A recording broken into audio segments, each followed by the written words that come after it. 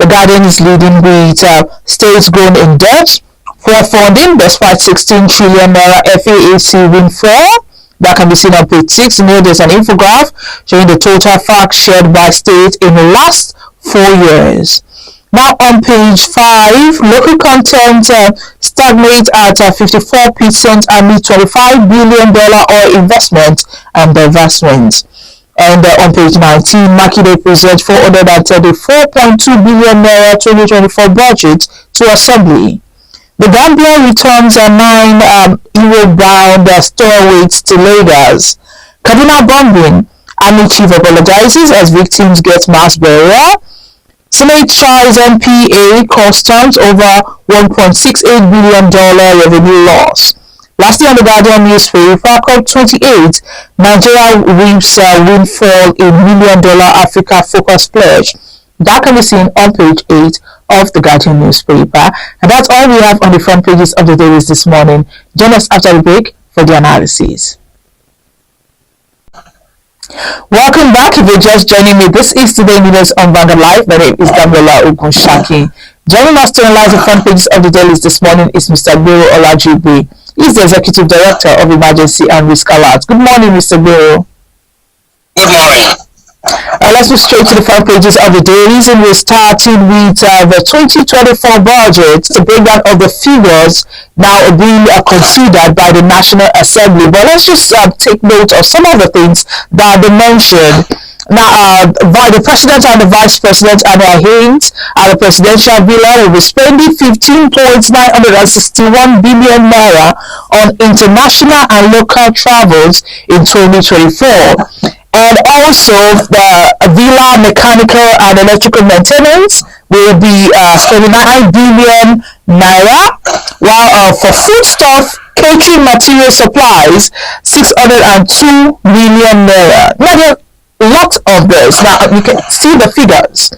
What do you have to say about these figures? And, The Nigerian budget is annual ritual. It's not designed to meet the needs of the people or to benefit the large percentage of our population. It's that same tiny minority that we continue to serve in this country, particularly those at the corridor of power. For God's sake, look at the paraphernalia of office that is manifestly immoral, particularly at this time of austerity. That people are crying and everything. You continue to junket across the globe, wasting scarce resources on them with no return on that type of investment. Look at the amount of money they budgeted for even the state house, for food, or anything you can think of. No country can develop like this. You heard what Obama's wife was talking about the White House the other day. They pay for everything from their pocket. If you want to reason, another to deploy state resources to begin to oil your ego in the country here. Look at the quantum amount of money that they are spending on this trip to Dubai alone now. In fact, assuming that each of them was established and everything, and let us even assume that they are correct about 422 they are sending there. They will be spending $1.4 billion, $1.4 billion on that alone. At this material particular time in the history of our economy, is largely unpardonable. I have never invested hope in Tinubu's government because he has no capacity to deliver on anything that he has promised. And this is not going to be an exception. We have seen it in the petroleum sector. This is a very planless government that has no plan for sustainability of the Nigerian economy. It can neither stabilize it or not. All diverse form of error in crippling our economy, and these people don't give a hoot about what become of the ordinary citizens in Nigeria who are trying to make out a living out of almost or nearly impossible economic situation in the country. So it's so terrible that we're in this mess. government, the budget is not going to renew anymore. It's a budget that is likely to cripple, widen the gap between the poor and the rich, create conditions of extreme inequality, and consequently create environment for social crisis and conflict. All right, let's talk about the vehicles. Now, despite the budgetary provision for operational vehicles in 2023 supplementary budget, recently another 4 billion naira was allocated to operational vehicles, while 2 billion naira was provision for SUVs. Now, why the rehabilitation of animal enclosure? You said.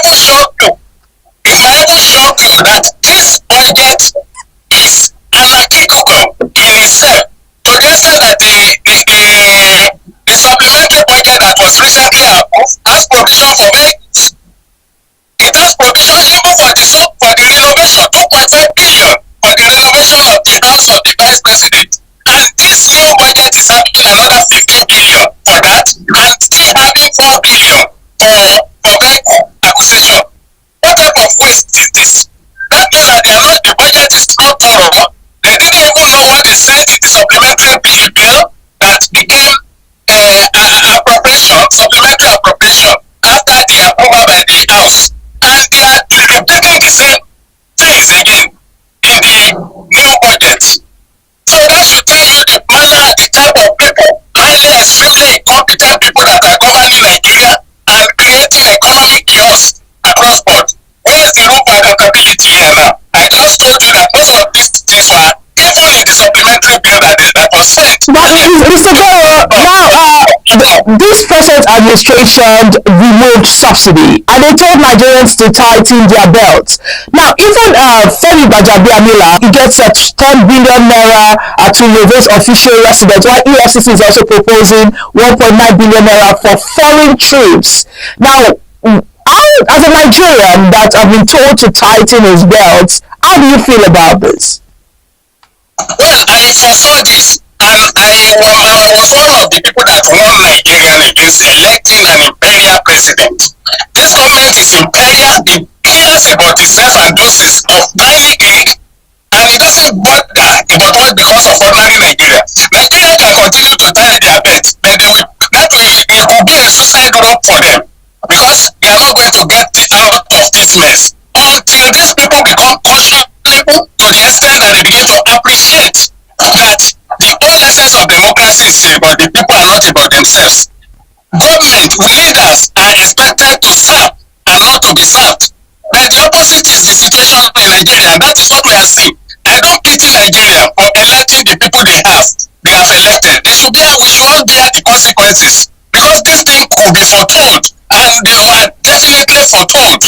That when you see people, you can categorize them and you can know the type of lifestyle they have embraced. A lifestyle of indiscipline, monetary carelessness, even when it is not their personal money. Public money spending there, and this is a government that has just proposed to borrow $8 billion in order to service the budget. So look at the type of behavior is exhibiting now in terms of ostentatious living, sustaining their own ostentatious lifestyles that is brutal to the economy of the country, that is capable of creating social conflict and inevitably create a state of anarchy. Who does that in this type of situation? Even in terms of prosperity, this is not expected from a disciplined government. And it's so sad that Nigeria in this mess. I have told Nigeria, you are making sacrifice for nothing. Nothing will come out of this guy. A government that is not frugal, a government that you cannot put down to any form of discipline, any form of ethical practice, any type of professional conduct. So there is nothing. It's a government of deceit. The relationship between the government and the people is that of master and slave, and this budget has confirmed that further. You earlier talked about the COP28, that's the Conference of Parties that's currently going on in Dubai. And the federal government said they sponsored only 42 persons to to this event. There's 422 persons to these events. What do you have to say about the people that they sponsored? Because even the federal power stations and agencies, 73 people went from their National Assembly, 40. Do they have a lot to benefit from this summit? That we have lots of people going? Because there are some other countries, they just have like less than 100 persons to represent them there. Well, they can deceive those that they can deceive. I have attended 2 of the course, but there's nothing to benefit from this one. There's nothing exceptional about it. What are we even contributing to the climate change debate? What are we contributing? This is a country at home here. The price of gas and kerosene has gone beyond the reach of the poor, and they have resorted to firewood. That means deforestation. That means reducing the capacity of the environment to create a stable climate. That means that you are short by the choice of the economic policies you have made in terms of taking the cost out of the reach of the poor when they are buying gas or kerosene. That choice alone has depleted ozone layer because they are cutting down for trees now and turning them to firewood, deforestation, recreating the climatic environment, altering the carbon imprint in the country by that choice alone. So we have no business. I've never had this type of scandal before. And to tell you this same presidency has issued 2 press statements. One by special assistant to the president on information, who affirmed that it wasn't 1,411, that it was 826. Now, Bayo Onanuga is coming up with another 422. Who do we believe now? The same 2 people working for the same president. And they are having conflicting information about the number of people that Nigeria is sponsoring. But then, 422. Do you know the cost to Nigeria? Assuming that you are paying them, assuming the transportation of those people to that place and coming back, the escort is on the average of $4,000 per person. And that is about $1.6 million. And that is about 160 billion naira. And so on and so forth. So when you have such a government of waste defending this type of scam, it's unfortunate. I have been there before. No government, no country, particularly developing country, needs more than 30 in that venue as government representative. And they must be technical people who understand the two cardinal ingredients of climate change in terms of response. Those 2 are adaptation and then climate disaster risk reduction. Those are the 2.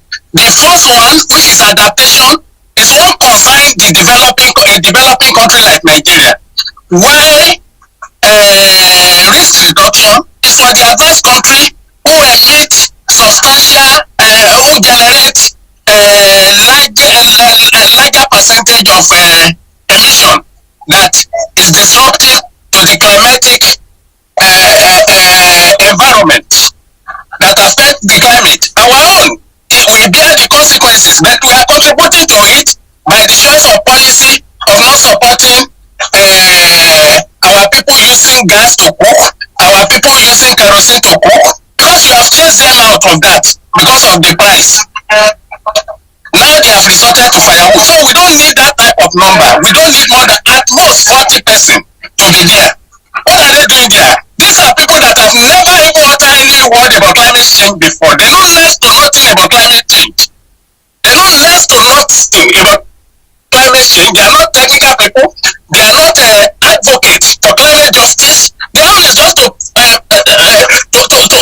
waste Nigeria funds. What areas has Tinubu's fund contributed to issue of climate change debate before? In what area? Turkey, almost all of them. We also have to say in their gap. That's what I'm saying. Have you heard her talking about climate change in her life? This is a government that care, in fact, is an Epicurean government who seek after pleasure and using public funds to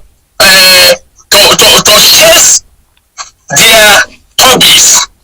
They are not technical people. They have nothing to contribute. What do they contribute to that? And neither are they even fighting for climate justice, which most people who go on behalf of NGOs are doing.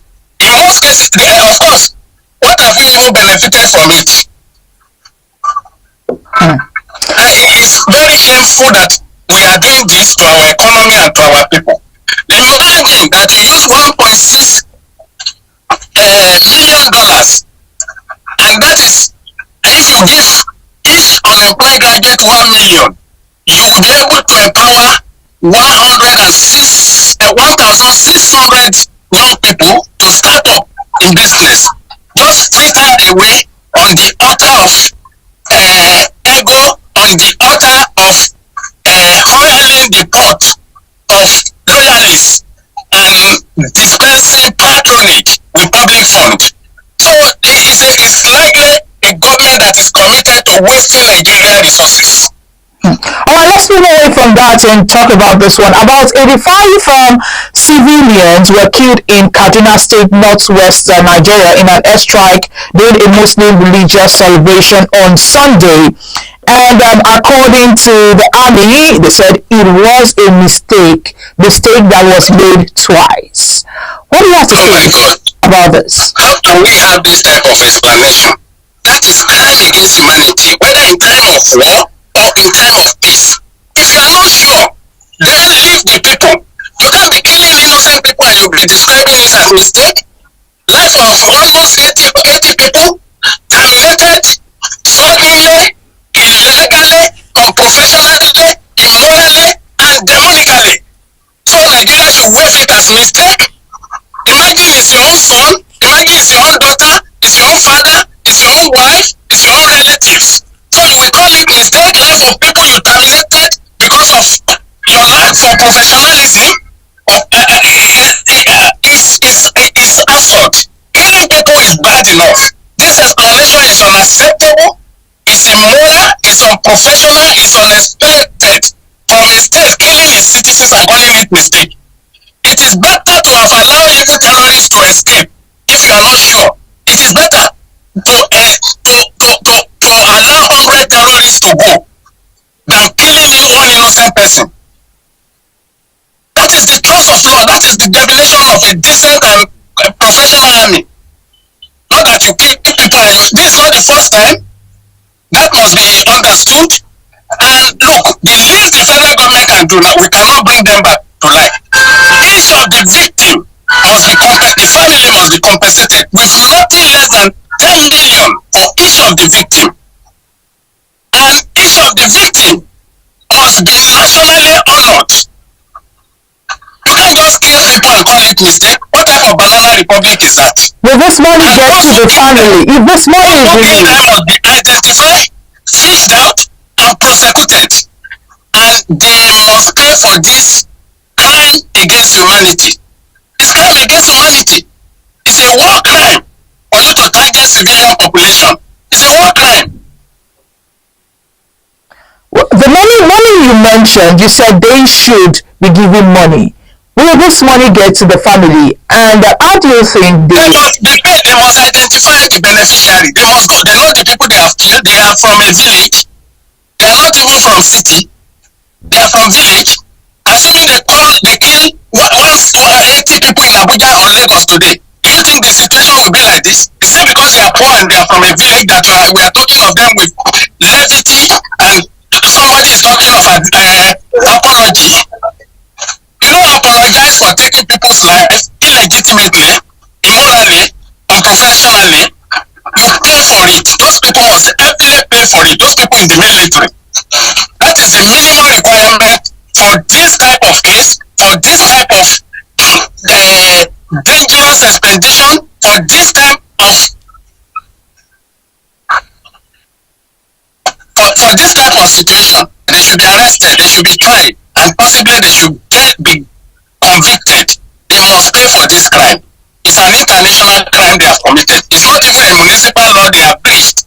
They have breached the municipal law by committing mass murder, but they are military, they are armed, they are combatant, and they have created notion that we are in a state of war, and the war laws must be law of armed conflict must be respected, and they have failed in that responsibility. That tells you about the unprofessionalism of the Nigerian military. So they must pay for it. They are aware of this. There is no derogatory to the law, and the law, international law, which is captured under the Rome Statute, has declared that this is what is not no derogation about this law, and those people must be arrested, prosecuted, convicted. Alright, Mr. Vero, let's end this on a lighter note with Mr. and Mrs. today. And the first person speaking this morning is Mr. Mr. says, what do I do now? My mother needs 50,000 naira and you want the same amount. But I have only 52,000 naira. I'm between Pharaoh's army and the Red Sea.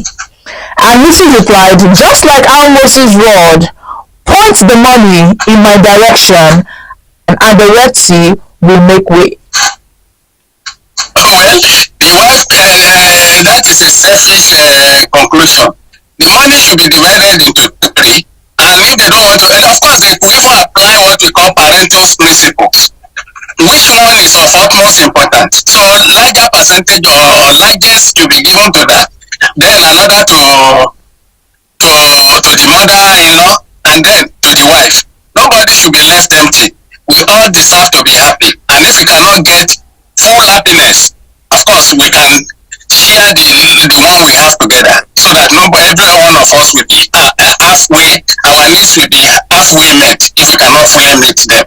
So there's no need for theory that is selfish here, which the husband is propounding, and the wife should even understand this too, which is the most critical asset to. Of course, this is budgeting, and we fail because we don't even budget at all. We don't look at what is more critical. So we should not be like Federal Republic of Nigeria, that is budget for those who have and abandoning those who don't have. So we should look at the situation the way they arise, contextualize that, meet the need of the husband in a way, meet the needs of the mother-in-law, and meet the needs of the wife. We all need something, but we should not meet our avarice, not our want, respond to the needs. So Mr. and Mrs. should just take that and make everyone happy, so that we create a condition for happy home, especially this December. Yes, especially this December. Thank you, Mr. Olajuigbe, for joining us this morning. It's a pleasure being with you. Thank you. Yes, and he's the Executive Director of Emergency and Risk Alert. He just reviewed and analyzed some of the stories on the front pages with us this morning. Now, to get more of our top stories, you can follow us on all our social media platforms shown on your screen. On Facebook, Instagram, Twitter, TikTok, our WhatsApp number is also displayed on the screen. My name is Daniela Okunshaki.